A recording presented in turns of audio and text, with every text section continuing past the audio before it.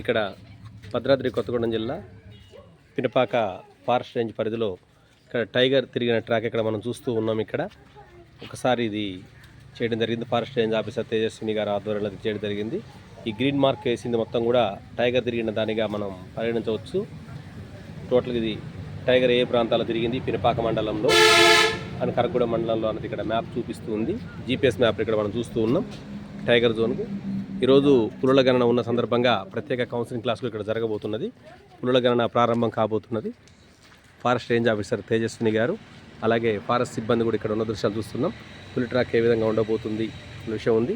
మరి కాసేపట్లో దీని మీద ప్రత్యేక ట్రైనింగ్ క్లాస్ కూడా ఉండబోతుంది. అలాగే ఫారెస్ట్ సిబ్బంది మొత్తం ఇక్కడ మనం చూస్తూ ఉన్నాం. ఒకసారి ఈ ట్రాక్ ఒకసారి చూస్తూ ఉన్నాం మనం. 800 మీటర్లు ఇది 3 అంచెలుగా ఉంది. అంటే పులి తను దొరిలిన ప్రదేశం కావచ్చు, లేదా తన స్పెర్న్ లాంటి అలాంటి వదిలిన అంతే కదా, అలాంటి ప్రదేశాల్లో ఇక్కడ చేస్తారు. అలాగే అడవిలో సంబంధించిన తిరిగిన అన్ని కూడా టోటల్గా ఇట్లా ఎంత దూరం మినిమం ఒక 2 కిలోమీటర్ల మేర ఉంటుందని తెలియజేస్తున్నారు. ఇది 1600 మీటర్లు. అలాగే 2000 మీటర్లు అంటే మినిమం 2000 కిలోమీటర్లు.